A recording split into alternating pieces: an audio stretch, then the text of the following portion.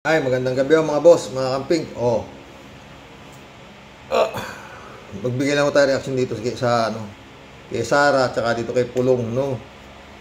Tsaka kung ano ko sa isip ko na gaano pa katibay ang Duterte kung sakasakali nga na ito makakatakbo sa 2028 pa, ha? Pagano natin ito, tsaka si Boying Rimulya. Sara Duterte sa plano ni Ombudsman Crispin Rimulya na ripasok. Bukas daw si Sara Duterte sa plano ni Boying Rimulya na ripasuhin yung SALN. Pakinggan niya, ha? Ang kanyang Statement of Assets, Liabilities and Net Worth o SALN. Ayon sa pangalawang Pangulo, mainam na pag-aralan ng Ombudsman ang dokumento at ipagpapasa Diyos na lamang kung ano ang magiging resulta. Kaso Papa sa Diyos, kala ko di ka niniwala sa Diyos. Diyos kayo ng Diyos, nananahimik ng Diyos. Malayo na. Sa totoo lang, yung Panginoon Diyos na binaboy ng tatay mo, matuto sana kayo makiramdam ng karma. Eto na yun. Dito ng pahayag ni Rimulya na magiging publicly accessible na ang SALN ng mga opisyal ng gobyerno, kabilang sina Pangulong Ferdinand Marcos Jr. at Vice Sana nga totoo. Sana nga totoo. Yun ang pwedeng idasal sa Diyos, no? President Sara Duterte. Ayon kay Rimulya, pag-aaralan niya ang reklamong isinampa laban kay Duterte kaugnay ng umano'y maling paggamit ng mahigit sa 600 million pesos na confidential funds sa Office of the Vice President at Department of Education. Wala naman Ombudsman, mukhang madali lang naman pag-aralan yan, huwag mong pagtagalin, no? Liwa-liwanag naman yan. Yung mga Mary Grace Piatos, hindi naman siguro maraming oras ang gugugulin mo dyan para pag-aralan yung confidential pa na yan, no? Para masampahan na ng kaso. 2022 hanggang 2024. Huwag na niya silipin. Huwag na niya silipin, no? Ilagay na niya sa harap niya at pag-aralan na niya. Naloko ka pa, Boying. Sabi mo kasi sisilipin mo di ba? Sabi ni Sara sa'yo, huwag mo na silipin, ilagay mo na sa harapan mo at pag-aralan mo na kung anong gagawin mo. Tuloy mo, Sara. Nang maayos, kung ano man yung lagay mo na raw sa harap mo at pag-aralan mo na ng maayos kung ano man ang dapat mong gawin at ipagpapasa Diyos ka na lang niya. Mo. Gusto niyang gawin. Ipagpasa Diyos na lang natin siya at kanyang mga gagawin bilang ombudsman. Bukas si Vice President Sara Duterte sa plano ni Ombudsman Crispin Rimulya na ripasuhin. Pagpapasa Diyos na lang daw kung anong plano mong gawin, Boying. Dito naman tayo sa kapatid ni Sara, si Pulong, na galit na galit. Gustong manakit. Ayan yung mukha, ang puta talagang kala mo papatay ng tao, no? Bigyan tayo reaction dito kay Kamote na to, ha? ICC over Duterte detention, justice or political theater. Davao City Represher Paulo Pulong. Duterte blasted the International Criminal Court for denying former President Rodrigo Duterte's plea for temporary release, calling it political theater. The younger Duterte vowed to appeal, accusing the ICC and alleged U.S. intelligence of orchestrating his father's kidnapping. He said the 80-year-old ex-leader, jailed in The Hague since March for crimes against humanity, poses no flight risk. We'll fight this by the book, Pulong declared. What's your take? Like, comment, and Yung mukha, ng pating, mabangis na mga mukha nila, mga friend. Pero yun nga, alam mo, ang taong talagang kakana, hindi nagsasalita yan. Ito puro daldal kaya sabi nga ni Atty. Claire, tsaka ni Atty. Conti, dahil sabi, may mga bali-balita na pag si Sara daw ang naging presidente, yari sila. Yung mga kumalaban dito. Sabi nga nila, Atty. Conti, takutan?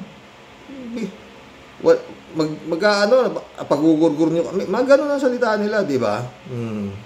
Ito naman mga to, sanay lang mag-utos manggurgur pero hindi man lang kaya gawin, di ba? Uutos lang nila. Alam nyo, dito ako takot dito sa dumalabas na mga survey na naman na to na kung ano-ano, no? Sabihin ko sa inyo kung bakit, pakinggan natin. Half of Filipinos, sabi nito. Totoo naman. Say Duterte must face justice. A new SWS survey reveals that most Filipinos want former President Rodrigo Duterte held accountable for the thousands of deaths linked to his bloody drug war. Conducted in late September 2025, the poll found 50% agreed Duterte should face responsibility. 50% agreed Duterte must face yung kaso niya, di ba? 50% lang Ito natin.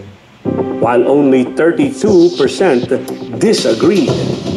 Support for 32% disagree Malaki ho yan 32% na yan Oo. Yun hong 32% na yan. Sa ngayon na nagdi-disagree, hindi ho yan bayad. Kaya survey kasi pinag-uusapan natin. Di ba? Hindi mo pwede sabihin totoo whatsoever. Pero parang maganda nga pakinggan dahil 50% daw ng mga Pilipino agree na harapin niya yung kaso. 32% disagree Kaya paliwanag ko sa inyo. accountability was strongest in the Visayas, Metro Manila, and Luzon. But even Mindanao showed cracks in loyalty. The results came days after the ICC rejected Duterte's bid for release. What's your take? Subscribe and join the discussion. Half of Filipinos say Duterte must face justice. A new Half of Filipinos, mga boss. No? Kaya nga sinasabi ko, di ba? Pag itong si Sara nito nakatakbo ng pagka-presidente, tapos ang boxing. You know ako tapos na boxing. 32% sasabi, di ba? Ang hindi sang-ayon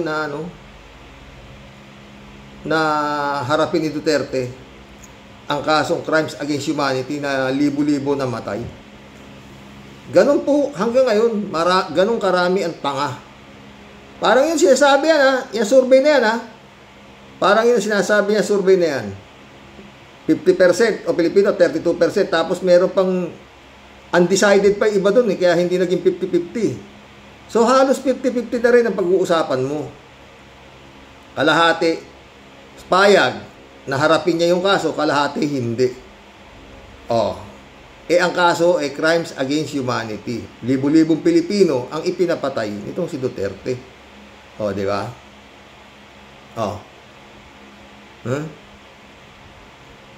Sa dami ho ng pera niyan, baka yung 50% na sinasabi na gustong managot siya, pagdating ho ng pagdating ng eleksyon, baka naging na lang yan. Baka landslide pa ulit ang Duterte. Sa dami ng pera niyan.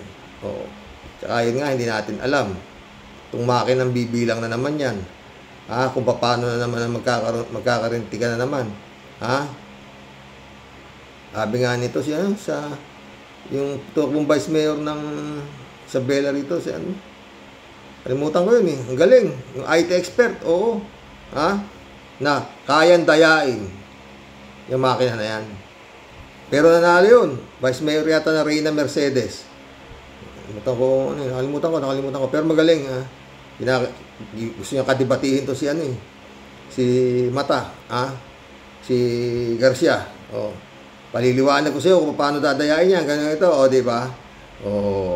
Kaya, basta nakatakbo ng presidente, si Sara Duterte, nalusutan niya lahat itong mga kademonyo ang ginawa niya, tapos na ang Pilipinas.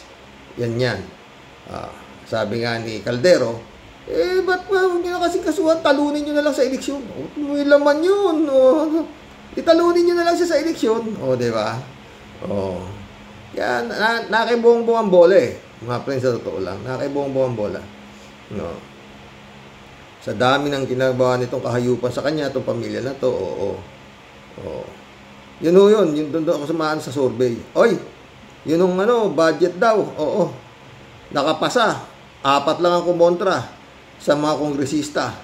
do sa 250 billion yata eh. Oh, program fund.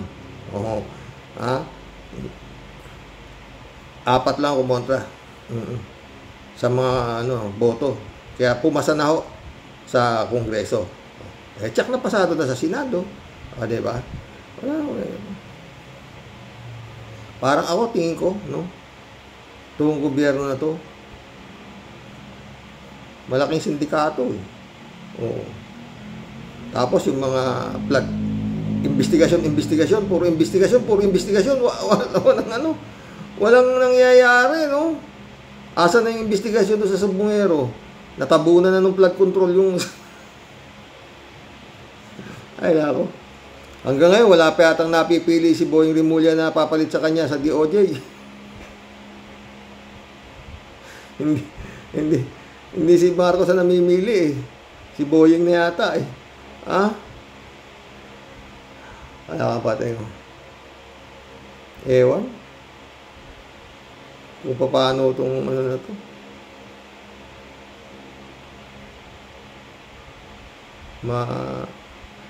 Malabo. Meron yung mga involved doon sa flood control, mga Diskaya. Sabi nung palayain na raw siya, sabi nung Carly Diskaya, at nang makapaghanap daw siya ng mga ebidensya. Hindi pa yata, pero nagpapail nga witness protection program. Puta. Wala. Magte-tell all na raw. Di mag-tell all ka na. Ba't kailangan ka bang lagay sa witness protection program pagkatapos palalayain pa? Anong klase? Ang dami yung kondisyon. Mga magnanakaw kayo, tapos meron pa kayong kondisyong hinihingit. Magte-tell all kayo.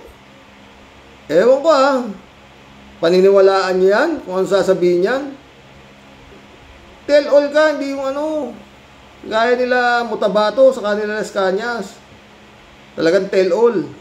Inaamin pa nila na talagang gaano sila karami pinatay nila, kung paano nila pinatay, kung paano sila pumatay. Nautos ni Superman. Ganun ang mga tell all. Hindi yung palaya. Sila Las Cañas sa Mutabato eh. Handa na ako mamatay basta nasabi ko na yung nasa dibdib ko. Maski na bitayin ako. Yun na nagte-tell all. Hindi yung mga ganyan na te-tell all na palayain nyo. Alokohan. Ewan ko hanggang ngayon kailan pa yung binuo na ICI na yan, tapos gulo-gulo, si Magalong hindi pwedeng pagkatiwalaan, mga ganon, ganyan. Dahil Duterte yan, ako totoo, niniwala naman ako dun. Dahil ewan ko kay PBBM hinasabi na nga sa harap ng mukha mo. Itong ina-appoint mo na ako, Duterte. Yun na yun eh. Parang sinasabi ni Magalong sa pagmumukha mo, sa harap mo, na hindi ko pwedeng banggain yan kasi nga isang hingi ko lang dyan, binutulungan ako niyan, mahal ako ng Duterte. Yun na yun. Yun na yun mismo, His Excellency.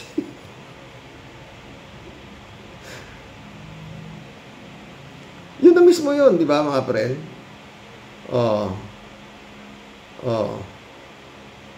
Naamin niya Duterte siya. Believe siya kay Duterte. Tapos siya appoint mo sa corruption. Mabuti sana kung malinis si Duterte. Napaka-kurap niyan. Tapos maglalagay ka ng totoo lang, nakakatuwa nakakabuisit, no? Yan sabi na sa'yo, harap-harapan, appoint mo pa. Duterte ako. Ano asahan mo kay Magalong na imbestigahan ng korupsyon? Yung korupsyon na nangyayari dito sa 2022, doon lang siya magiging pinakahalos aktibo sa iyo. Dito sa investigasyon na to. Buti nga nag-resign na, di ba? Nakita mo yung gagalit, nasilip yung tennis court niya na 110 million. Hindi pwedeng daanan ng sasakyan yun dahil tennis ka nga lang doon, nagkabutas-butas pa yung tennis court. Ewan ko, mga friend. Ha? Dapat matakot ka na dyan, sa totoo lang. Yung ganyan ng mga klaseng tao na sinasabi na, Duterte ako. Oh. I-imbestiga ako ng korupsyon. Pero hindi yung korupsyon ni Duterte, i-imbestigahan ko, korupsyon mo. Korupsyon yung ano mo, itong administrasyon mo. Oo. Diyan, maaasahan mo ko, pero doon sa korupsyon kay Duterte, tabla tayo. Ganun na yan eh. Oo, diba? Oo. Yun. Ewan ko. Basta yan, mga friend. Pag nakatakbo si Sara, tapos na. Oh. Ombudsman, Boying. Oh, yan, sinasabi na sa harap mo. Ha? Diyos na lang bahala sa kanya kung anong gusto niyang gawin. Oh. Hindi lang natin alam kung sino yung Diyos ni Sara. Yun lang yun. Kasi sa bunga naman yan ang galing na naniniwala kayo sa Diyos. Nirespeto kayo. O hindi ako naniniwala, respetuhin nyo rin ako. Yun ang mga klase mga politiko doon. O ayan. Kaya ngayon, pag narinig mo yung nagsasalita si Sara Duterte ng tungkol sa Diyos, hindi natin alam. Marami hong Diyos. Oo, yung tunay na Panginoon Diyos, Diyos Ama, tapos si Satanas, Diyos ng demonyo, drug lord, Diyos din. Gambling Lord. Maraming Lord. Maraming God. Oh, di ba? Yun yan. Utik yan. Yan Ombudsman, Boying. Oo. Wag mo raw silipin. Lagay mo na sa harap mo. At pag-aralan mo kung anong gusto mong gawin.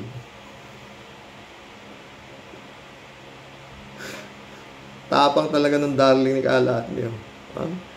Sabi, Diyos ko naman. Huwag mo na silipin. Ilagay mo na sa harap mo. Pag-aralan mo. Pagpapasa Diyos na lang kita.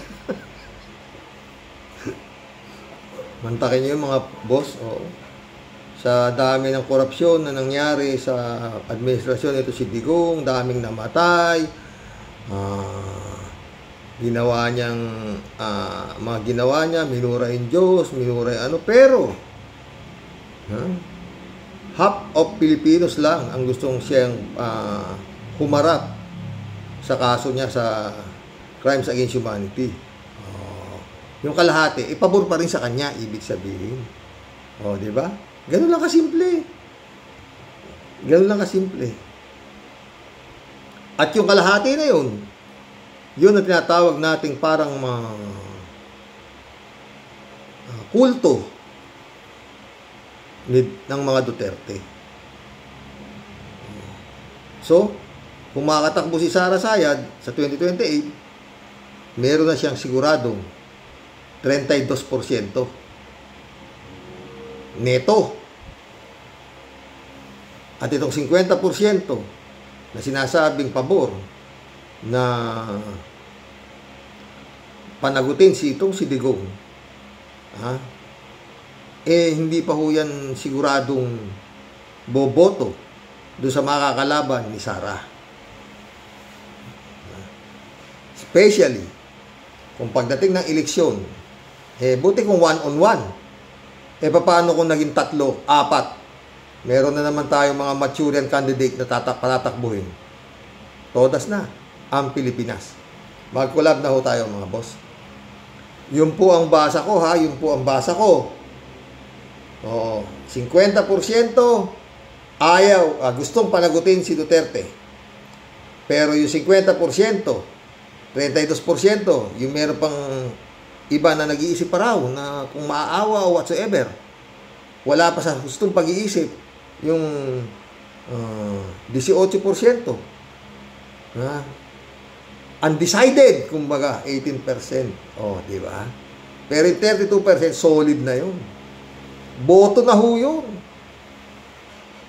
Tama ba ako? Mag-collab na tayo, mga boss.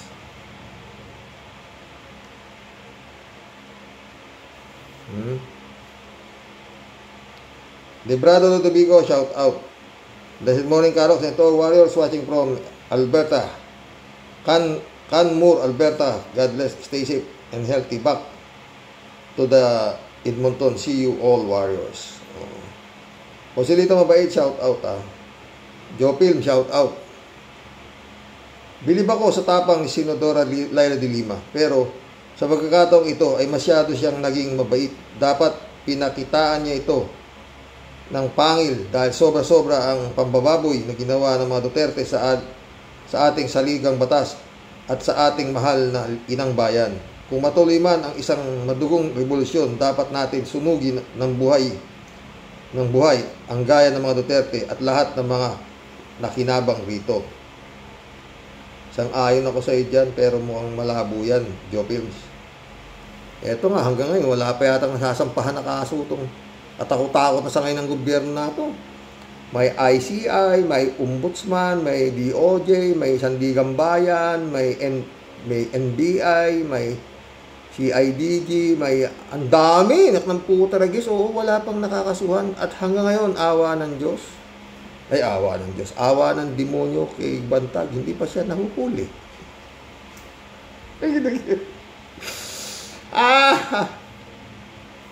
At kung sakaling makakasuhan man niya mga yan, gaano katagal bibilang niya ng taon bago magkaroon ng konbiksyon? Ha?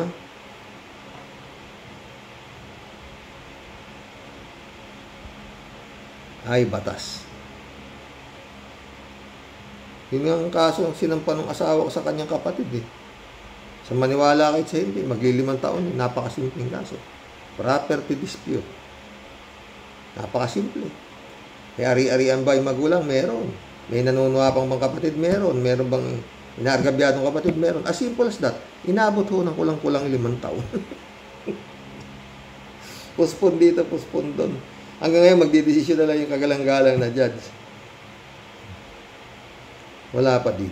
Pero sana, God moves in a very mysterious way. Diba? David Ali Mendoza. Good evening, Karox. Kaya marahil po gustong magpresidente si Puday Sayad kasi po nasa isip niya walang pwedeng kumustyon sa mga gusto niyang gawin kapag presidente na siya. Kagaya ngayon po, may mga kondisyones pa siya bago dumalo sa budget deliberation ng office niya. Talaga, tindi nga. Kaya nga, pero maniwala ka, David, pag hindi yan napinis nitong administrasyon na to, naku po, Diyos ko. David Ali Mendoza. Karox, sa tingin ko po, di kayang ipaglaban o ipidipesa ang budget ng OBP para din lang kapag nasa korte ka at kinuha mong lawyer itong si Potpot, malamang sa alamang na talo ka kaagad sa mga pinagagawa niya. Yung budget nga lang niya, di niya kayang maipagtanggol yung pang magiging kliyente niya kung sakali. Kaya dapat talaga magnotaryo na lang ang trabaho niya. Hindi ka pa nga sigurado kung nakapasa nga yung alpin na yan eh. Baka, Jab Alvaro, shout out. Baka tinawagan ni Digong eh, di ba? Lorna Abeles, shout out. Lorna Beles. Hello, Sir Ross. Kung kanta ni Bratinela ang apoy na hindi mamamatay, ay literal yun na nagre-represent sa kanila ng mga binabayaran nilang mga tao tulad ng mga DD shit vlogger. At itong trying hard na magkamal ng pera na si Kiko Barsaga. Mayaman daw yan, Lorna. Joe Films na ito. Kasani, maiba ako. Katuwaan lang ito. Bakit nung itong mga nakaraang araw ay nagpe-play kayo ng video ng mga sumasayaw na chipay? Lahat kasi yan, nagsilabasan magmula ng maupo si Digong nyo dati. Oh, kita mo na, nangangampanya sila, di ba? Mga ginamit nilang yung kakamping, ang gamit, mga artista, maayos. Yung po tayo ng Unitives, ang po tayo ng mga dancer, kinuha ni mga dancer sa club eh. Nagtititihayaro sa si Tolentino yata ang kumuha ng mga dancer eh. O, di ba? Mary Lebron, shout out. Friend Shelby Sapeda, shout out. Christian Sen, July 7, Alcantara, shout out sa inyo. Annalisa Apolinar, shout out ha. Sabi ni Tia Delio, mapagpalang buhay. Pagbati po sa iyo, Sir Rock, sa buong team Rocky Warriors the Great. Yung pong basyan, Team Tia Delio po, bumabalanda at patuloy pong nakikibaka at nakikihambalos sa mga surot at anay at mga halimaw na patuloy pong ayaw magtitigil sa pagkakalat po ng kung saan Sir Rock, Sa totoo lang po, Xerox, isa na naman pong kabiten yung pulpul. Ang isa sa nagkakalat po ng lagim. Siya, si Meow Meow, may tililing, no? Isang pusang alamid na kongresista pa naman. At yan, parang nakakawala po yata sa mental dahil sa ubod lupit na sayad. Dudong, grabe nang pambabatikos at pangkukutya ang inaabot natin dahil hanggang ngayon wala pa nga tayong napapatunayan na timawa ka, tas ayan at pakalat-kalat ka sa daan. Nagsisigaw ka na parang ang baliw. Mabaging langit po talaga, Xerox. Di na po binigyan ng ng kulukutoy nito ang kanyang pamilya ng sobrang kahiyan po, Xerox. Wala kung ako po ang kamag-anak nito, baka ikadena ko po ito sa paa at nang di makalabas ng bahay at di makaperwisyo sa kapwa. Baka may rabies pa yan. Isipin mo, Xerox, nasa mataas na pwesto ka, representante ka ng distrito mo, tas ganyan ang nakikita, naasal mo na makikita ng taong bayan sa'yo. Walang problema yan, Tia Delica, ikaw naman. Yan ang nanalo ngayon. Ano ka ba? Kita mo nanalo. Putangin lang yan. Ay nako, dapat talaga Comelec.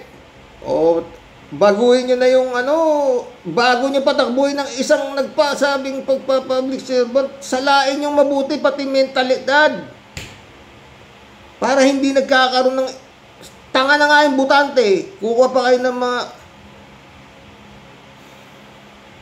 kandidatong tanga. Puta, siyempre, tapos may pera yung mga tanga. Siyempre, biniboboto ng tanga. Ano ba?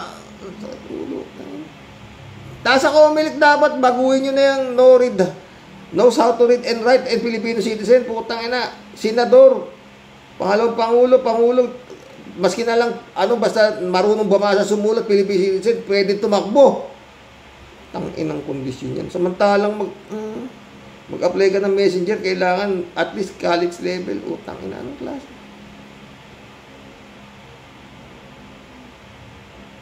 Kaya po,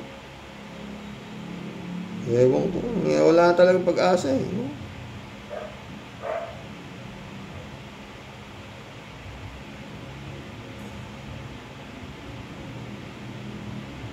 Nandadamay ka pa talaga no? Anak ng galising asong gala talaga, Xerox. Kung sino man po ang bumoto at nagluklok po sa inutil na to, sana masaya na kayo. Pati po kami na nasa matitinong pag-iisip sa Kabitenyo nadadamay po tuloy dahil sa ginagawang kabalbalan at kapulpulan po ng taong iniluklok po ninyo. Sobra na po tayong sikat na sikat. Sa sobra na pong sikat sa sobra nga pong sikat natin, binabatikos at inuulan po tayo ng pangungutya kasi wala pa nga tayong napapatunayan, mga sir. Di na nga po magkamayaw sa sobrang gulo. Tas Xerox, isa na naman Kabitenyo naging blockbuster. Pag di ka naman po talaga dinugun sa utak, ewan ko na lang po talaga, Xerox. Puro po kami matitika, Xerox. Name it, we have it. Lacson, Remulla, Revilla, sobrang lupit. At dumagsa pa ang Meow-Meow na pusa, sobrang sikat na barsaga. Lahat ng klase, kami po ang meron na. Sa bayan po namin Cavite, tunay kaming naiiba. Pag-usapang politika, nangunguna sa pagkabida, laging champion sa balota, sa performance, laging nga. Yung pong basyang lalayas na init ulo, may topak na. Wala yan ang yan ang nananalo ngayon, Tia Delica, ano ba na? Yan ang binoboto, gagawin natin, di ba? Glenn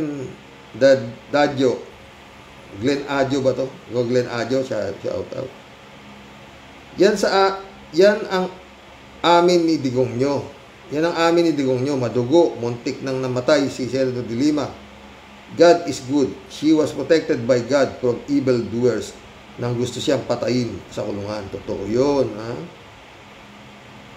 Yung isa na to, mga friend, yung inaabot nitong mga Duterte na to, yan ay sumpa. Pero anyway, maski naman siguro, tarim pa kayo ng pinong-pino, sa sarap ng buhay na naranasan niyo sa lupa, pwede na kayong pumunta sa impyerno. Diba? So, demanding niya. Grabe na to, sabi ni Glenn. Si Sayad. Glenn Adjo ulit. Samantalang si BP Lenny noon, ang liit ng binigay na budget. So unfair. Tatay niya ang may ibang tiwaling government official. Dapat zero budget niya. Explain niya muna previous expenses niya, bakit mauulit ang Mary Jane's Pratos na puto. Yun nga, parang tangin. Kaya si Baltasar, shout out. Gagaya si Sara, dapat tanggalin na yun. Hindi nga, tanggalin pa, yung madisbar nga, hindi pa kaya idisbar eh. O tanggalin pa? Di ba? Disbar muna. Disbar lang, hindi nga matanggal-tanggal ng Duterte Supreme Court. Klase. Si Rimulya pa ang pinailan nitong si Turon ng disbarment. Ano ba to? Diyos ko. Rodelia Alpilor, shoutout. Tama po kayo, Sir Rox. Talagang matatag si Madam De Lima. Lalo na ng pananampalataya, Sir Rox. Nakatamad na manood ng mga balita. Nakakatamad manood ng mga balita. Puro mga investigasyon, dada ni alapang nakukulong. Kitang-kita na mga kasalanan. Tapos sabihin ng ICI, ala pa silang nakikita kung sino talaga ang may sala. Yan lang, Sir Rox. Salamat sa ingat po lahat. And God bless us all po. God bless, Rodelia. Yun nga eh. Rafael Galvez, shout out. Mas kawawa ang mga Duterte at pati love life niya ay apektado. Patay tayo dyan. Kalat ni Bayaw. Good morning, Kasani. God bless your family. God bless Kalat ni. God bless Kalat ni.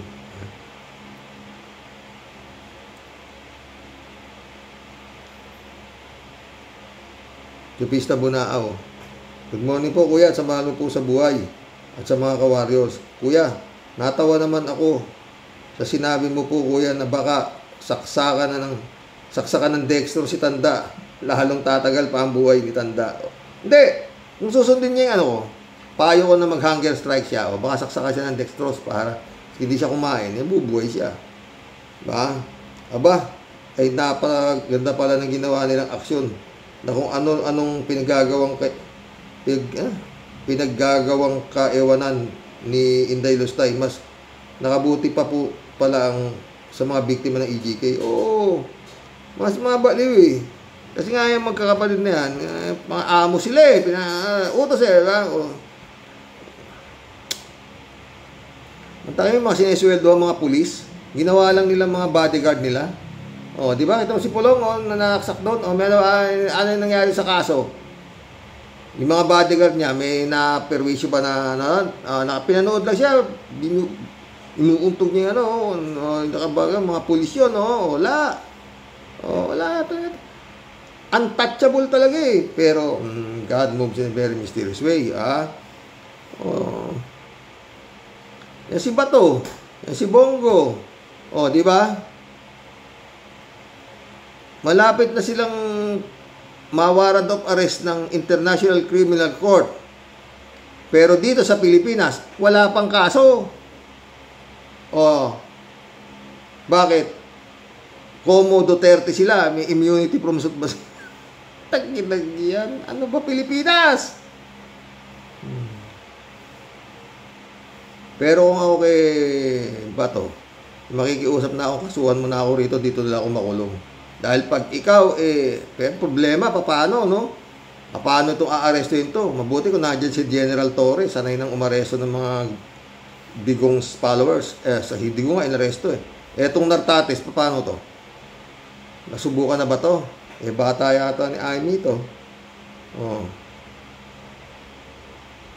Tupista ulit to. Aba, kung totoo po nayari na ang kamada, dapat maimpis na si Inday Lustay bago pa pumahuli ang lahat, lalo pa ang mabibilang ay magic. Magbibilang ay magic. Yun nga. 3J po. Dito natin masusubukan si Boying Rimulya. Yan. Kapag napabuksan niya ang salin ni Sara. at natuloy na impeachment trial.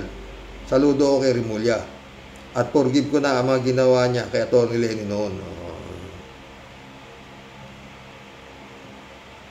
Basta ako, 3J Shop, duda pa rin ako dyan. Kay Blacky. Kasi ito naman yung galaw ni Inday Sayad. Diba? Paano yung salin nyo? Diyos ko naman, sisilipin. Ilagay niya na sa harap niya. Pag-aralan niya kung anong gusto niya gawin. Papasa Diyos ko na lang siya. Ba't sisilipin lang? Lagay niya sa harap niya mismo. Walang katakot-takot si Inday Sayad eh. Katiting na nervyos, wala. Diyos ko naman ba? Papagpaso Diyos ko lang kung anong gagawin niya.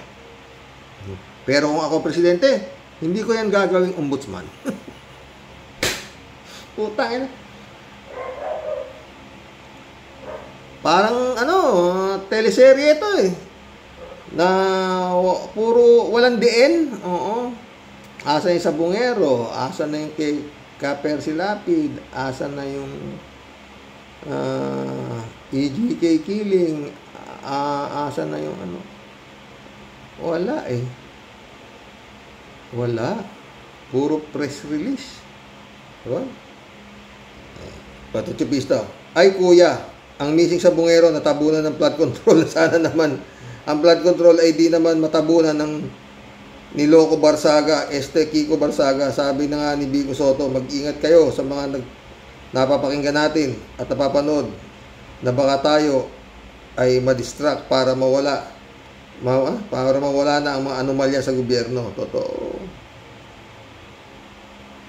PJ Shop ulit to. Sa palagi ko naman, tuloy pa rin yan. Kaya lang, mauwi sa secret deal yung mga biktima. Compensation sa mga biktima. Siyempre, malaking pera din ang paggaganahin dyan para tumahimik na lang ang nagreklamo. Natural, tatanggapin na lang nila ang pera at tumahimik na lang. Sa hirap ba naman ng buhay, okay na ang mga pamilya ng biktima na magbayaran. Yun ang aking palagay. Ano pa nga ba? Kalat ni Baya ulit. Happy birthday to Boss Librado. Happy birthday to your good better half. Wishing her a blessed and a good one. Regards. Diba? 3J Show ulit. Aba, birthday pala ni Librado boy.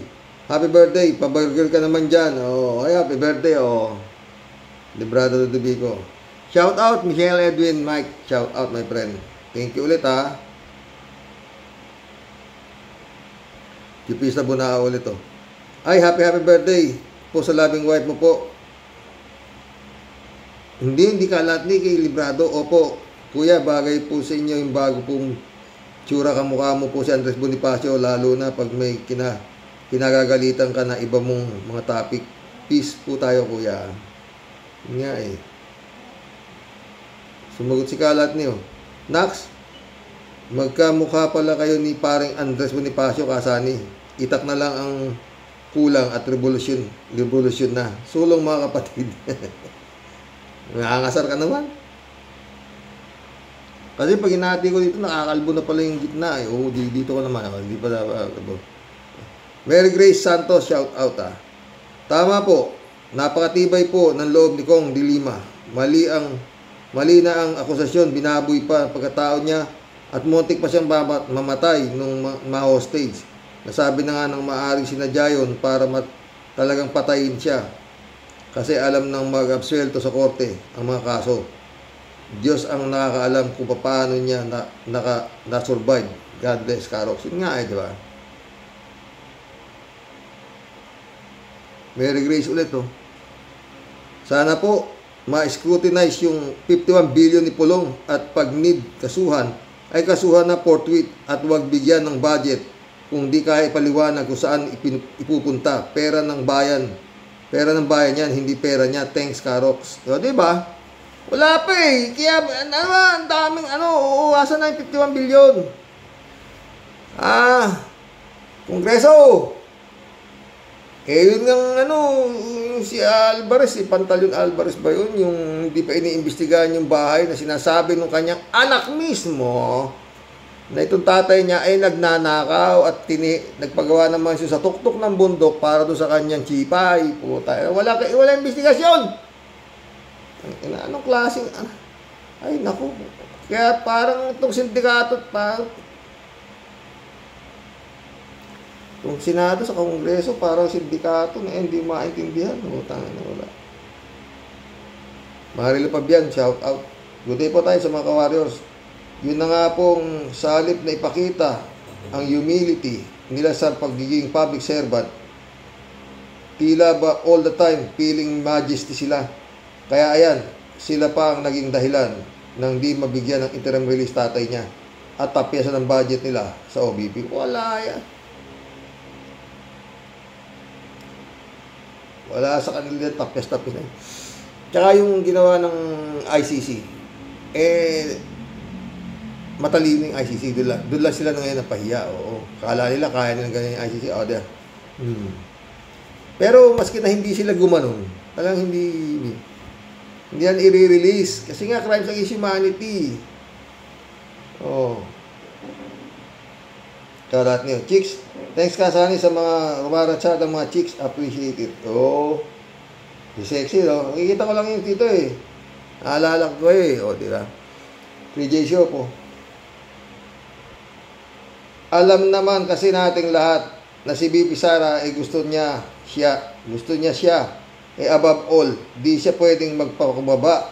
Wala sa bokabularyo nila ang salitang respeto, humbleness. Ang image sila sa mundo ay firstly violent sila pag di nasunod ang gusto nila. Makapangyarihan, di sila yuyuko kanino man, liban na lang sa China. Totoo. Si Jinping, PJ Show pala ito. Kita mo na nga, Sir Rox, either nabahagang buntot ni Sara o talagang Gongs D 2.0 siya. Aba, nagbibiro lang daw siya, si Sara, ng mga atake niya sa ICC. Ganun naman silang mag-aama Pagka nabuko, biro lang. Friend Jun Lagon, shout out Sabi ni Pastor, good day Manong Roque. Paliwanag ko lang po kay Ka-Warriors 3J si Hope sa pagbanggit ng pangalan ko sa comment niya kahapon. Hindi po ito wild reaction. It's just a friendly reaction for the sake of dialogue. Kung may tanong, kailangan may sagot. Ikaw pala, 3J Show, pati ako, dinamay mo. Oo. Nabaliw ako nung binabasa ko ang Biblia at pinilit na intindihin ito sa sarili kong kaisipan. Isa sa mga ikinagulat ko ay ang kwento ni Lot sa Genesis 19:3-38. Pakibasa na lang po sa Biblia. Bakit nakasama ito sa Biblia? Kung sakaling pag-iisip, kung sa sariling pag-iisip lang, mababaliw ka.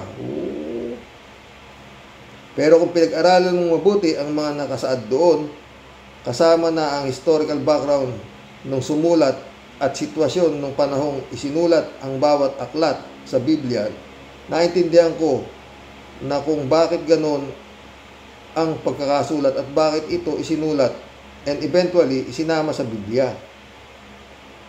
Kung selective po tayo sa pagbasa ng Biblia at by verse lang, pabor lang po ito sa atin.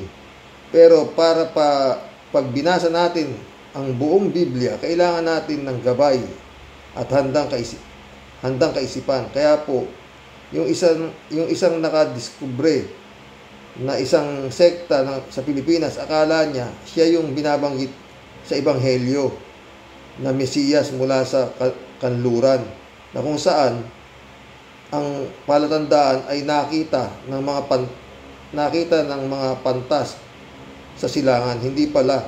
Pero hanggang ngayon, sinasamba pa rin siya ng mga nauto niyang mananampalataya daw. Sino naman yan, Friend Jun? Alam mo, yan ang problema natin, Friend Jun. Yung katangahan ng tao, grabe. Pag nanonood talaga ako niyang mga putik na yan, oo. Diyos ko, patawarin po sila, hindi nila alam ang kanilang ginagawa. Oo. Ginagamit ka po nila para sila ay sumikat at magkakwarta. Nang dahil naman dito sa mga tanga na naniniwala sa kanila. Patotoo. Ito, bagong miyembro natin, nagpapatotoo. Ako po ay dati isang hold-upper, ako po ay dati snatcher. Pero nung nag-membro po ako dito sa Saksi Nicola po, ako po ay tumino na po, mabait na po. Praise the Lord!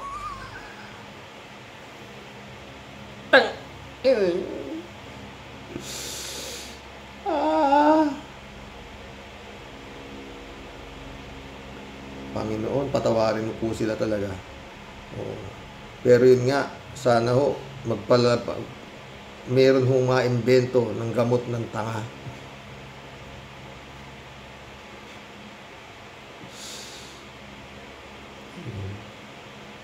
Taas ang mga prayer request, sabi nung gago. Yung malaking ilalagay, yung malaking biyaya kay Yahweh. Yung maliit, maliit din. Tagyan. Biglang umulan.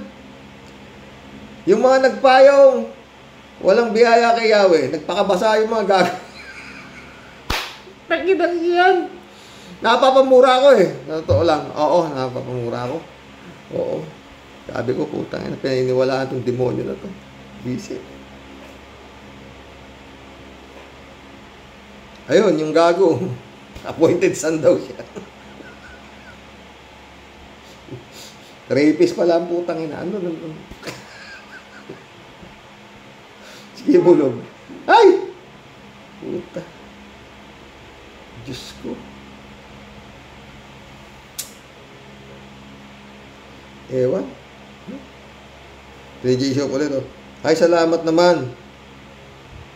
At sana nga, makasuhan niya si Barsaga. Talagang wala sa wisyo ang taong ito. Paano ba naging congressman to? Para mong tinanong, paano ba naging vice president si Sara Duterte? Yun ang sagot.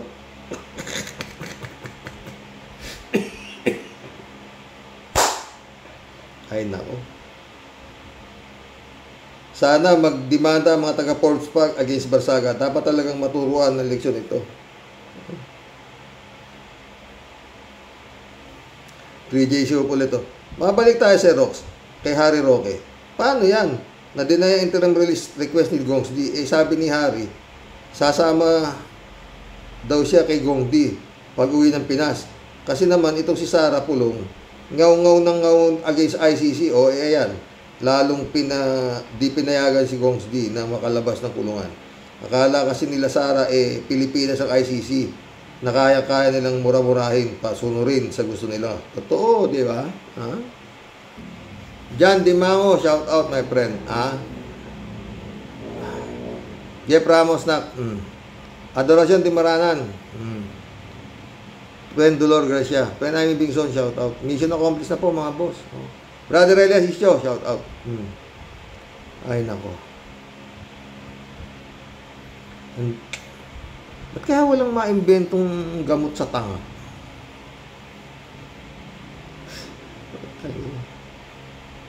Pero, ayan, mga friend, sabihin nyo kung nagsisinungaling ako.